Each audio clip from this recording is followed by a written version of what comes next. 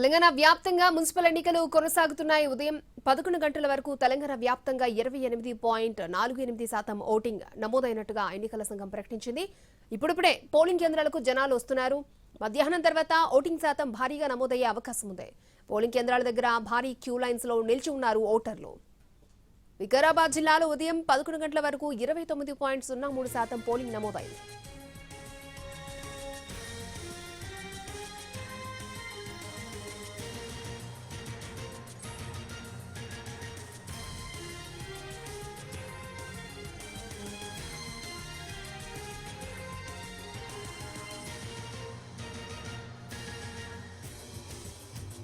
వికారాబాద్ జిల్లా కొడంగల్లో municipal polling కొనసాగుతోంది. సీఎం రేవంత్ రెడ్డి ఓటు హక్కును వినియోగించుకున్నారు. కొడంగల్లోని జెడ్పీ స్కూల్లో ఓటు వేశారు ముఖ్యమంత్రి.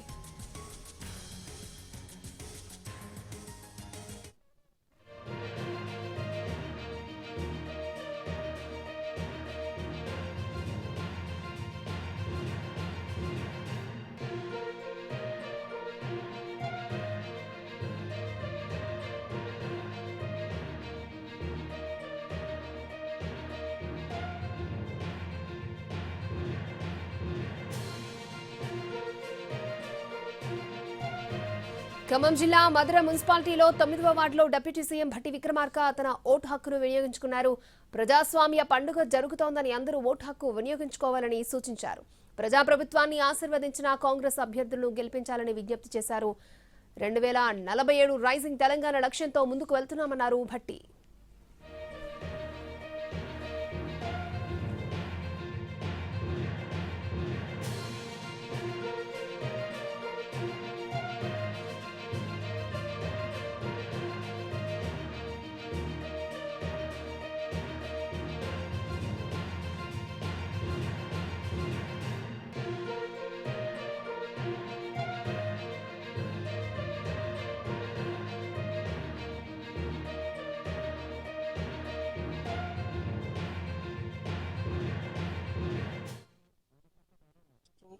ఈ రాష్ట్ర ప్రభుత్వం రెండు కూడా ప్రపంచంతో పోటీ పడటం కోసం ప్రయత్నం చేస్తూ ఉన్నాం.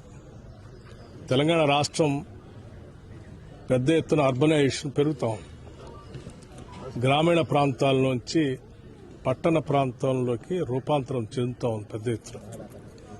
ఈ అర్బనైజేషన్ పెరుగుతున్నటువంటి క్రమంలో గ్లోబలైజేషన్ దృష్టిలో పెట్టుకుని ఈ ప్రపంచంతో పోటీ పడటానికి కావలసినటువంటి మౌలిక వసతులన్నింటినీ కూడా ఒక ప్రణాళికాబద్దంగా ఈరోజు రాష్ట్ర ప్రభుత్వం క్యూర్ ప్యూర్ రేర్ అని, అంటే core urban reason economy, peri urban reason economy, rural agriculture economy, దాన్ని దృష్టిలో పెట్టుకుని అనేక రకాలైనటువంటి ప్రణాళికలు తయారు చేసుకుంటూ 2047 కల్లా ఒక మన తెలంగాణ విజన్ డాక్యుమెంట్